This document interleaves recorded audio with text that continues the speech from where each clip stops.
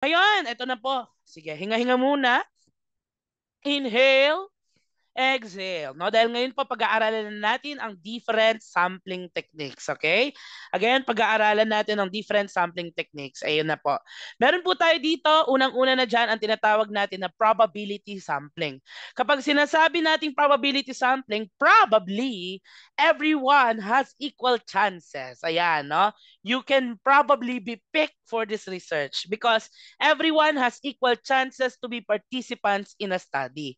Ang tanong ng board exam ganito, selecting large representative samples for social research like election poll ranking. Ano daw pong sampling ang gagamitin? Ang sagot po, probability sampling. Bakit? Election poll ranking nga, di ba?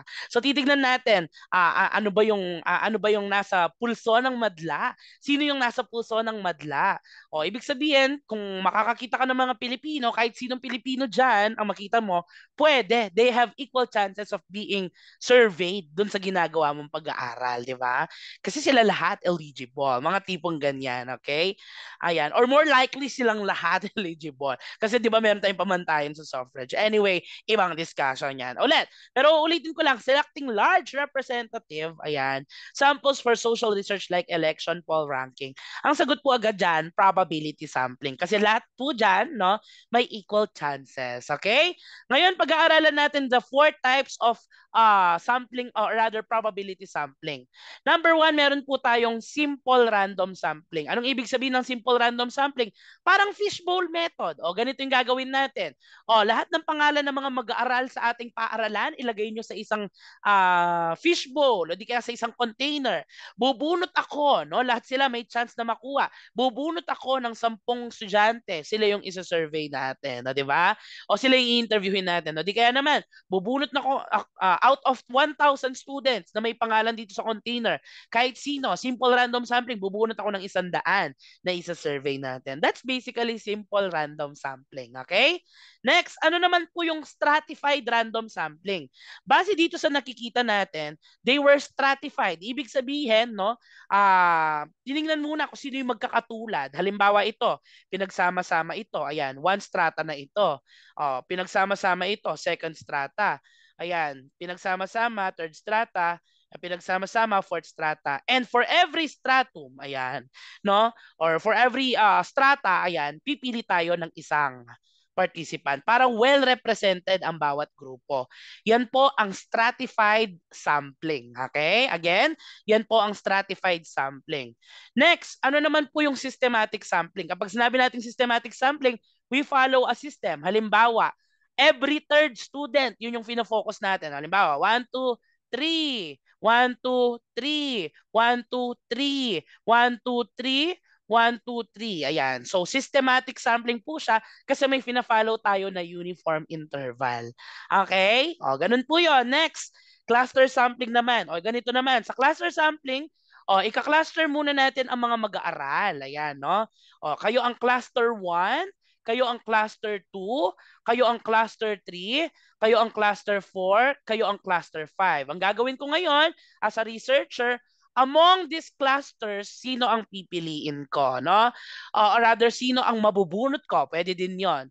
Ang nabunot ko si cluster 2 at saka si cluster 4. Kaya naman sila po yung naging participant ng research. Uulitin ko, dito po, ika-cluster mo muna sila, tapos yung mga nabunot na cluster, sila lahat kasama sa research. Unlike dito sa stratified random sampling na tag-iisa lang bawat strata. Okay? Clear po ba? Malinaw po ba? Yan po ang 4 types of probability sampling. Okay? Next, we proceed to our non-probability sampling. Dito po, there's already bias. Okay? There's already bias and not everyone, hindi po lahat may chance na ma-select for a certain study. So, una po natin dyan, yung halimbawa natin dito, yung snowball sampling. Kaya siya tinawag na snowball, parang, ano ba ito? Tulad ng ginagawa nating snowball, isang hilera muna, tapos pangalawang hilera, pangatlong hilera, pangapat na hilera, hanggang sa dumami. Ibig sabihin, we follow na parang networking po ito. Isa lang ang makakasama natin isa lang ang may interview natin sa isa, no? Or rather, isa lang ang may interview natin muna, tapos yung na-interview natin, i-refer tayo sa iba pa. Ayan. Nirefer niya tayo sa dalawang ito, tapos yung dalawang ito, nirefer nila tayo sa kanilang mga kaibigan. Napasok dun sa qualification, no, ng ating pag-aaral. Kaya ano yung tinatanong ng board exam dito? Sabi dito, interviewing migrant workers you meet in the airport. Ay, familiar kasi na-discuss na po natin yan. Ano po yun? When you interview migrant workers you meet in the airport, bakit po? Halimbawa, nasa airport ka, tas ay sakto, ang study ko tungkol sa mga Indians. May nakita kang isang Indian, in-interview mo na siya kasi pwede siya, no? Ngayon sasabihin mo, do you know of other Indians as well? Can you refer it can you refer me to them? Ayan. So 'yon. Nakita mo lang siya sa airport, nagpa-refer ka na hanggang sa sila yung mga ni-refer niya magre-refer din. Yan po ay snowball sampling. Basta makita mo yung word na migrant workers, snowball sampling na po agad ang sagot. Okay? Clear po ba? Next, another type of non-probability sampling, meron po tayong purposive sampling. So ito ka as a researcher. Ang gagawin mo, ito yung buong population mo. Ngayon, kapag sinabi natin purposive sampling, may purpose ka na agad. No, meron ka nang iniisip, meron ka ng mga criteria na tinitingnan. At kapag pasok sila sa criteria mo, sila yung kinukuha mo. Halimbawa yung mga to, ang criteria ko yung mga walang laman ang katawan. Joke lang. Itong mga puti ang color, yan. Yan ang criteria ko. Sila ang pipiliin ko. Ano yung halimbawa niyan? Yung ating purposive sampling, ito yung ginagamit when we study the academic problems encountered by indigenous children at school. O halimbawa sa eskwelahan ninyo, may magkakahalong mga ordinary na Pilipino at meron ding mga indigenous, no? May mga katutubo. Ang study mo tungkol siya sa mga katutubo. Ibig sabihin, halimbawa, kung ito yung school, no? Yung mga katutubo, sila yung white, nire-represent sila ng mga white. Ibig sabihin, sila lang ang pwede sa iyong pag-aaral. Sila lang ang pwede sa iyong research. May purpose ka, na ang purpose mo, dapat indigenous children lang ang ma-study mo, kaya yan na rin ang lumitaw. That is purposive sampling. Kapag nakita yung AITA, ayan, or kapag nakita yung AITA children or indigenous children, purposive sampling agad yan. Okay? Next, judgmental sampling. By the way, in other references, no, ang ginagamit naman instead of purposive, judgmental. Okay? Judgmental. Meron ding one time na nagtanong ang board exam, judgmental yung ginamit instead of purposive. Yun pa rin po yung pipiliin natin. No? Ang tinanong ng board exam question, sabi niya, it shows meaningful result such as when interviewing, no? For example, when interviewing some people in a rally, you're trying to see, based on the criteria that you have in mind, no? You're trying to select among the people who you meet in the rally. So yun po yun. It's judgmental sampling, it's purposive sampling. Okay? Next, tignan po natin itong non-probability sampling na ito. Ito, convenience sampling. Sa lahat sa kanila, madalas sa madalas, ito yung hindi valid.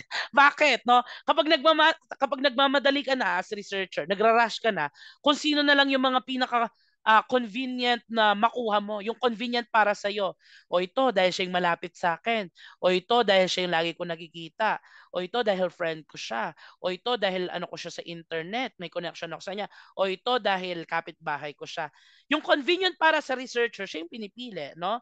So convenient sampling, it's the easy, simple, and inexpensive method. However, questionable ang kanyang validity. Okay? So yan po ang ating mga sampling techniques. And mind you, teachers, dito na po nagtatapos muna ang ating discussion. Okay? I hope that through this very concise discussion, napasadahan nyo pong muli, no? At napag-aralan nyo muli itong mga relevant ideas, concepts, no? Na lumilitaw under the research component of social science. My recommendation is that you repeat this video, pag-aralan ninyo ulit-ulit, kung pwedeng i-memorize na ninyo yung keywords na binigay ko, i-memorize na, okay? Pero ang mas maganda yung naiintindihan natin, yung mga itinuro ko using this very quick video, okay? Sige. So yes, once again, good luck teachers. Ako po si Coach Joe ng inyong Socksci Majorship Coach. Ito po ang aking bonus na concept-based lecture sa research.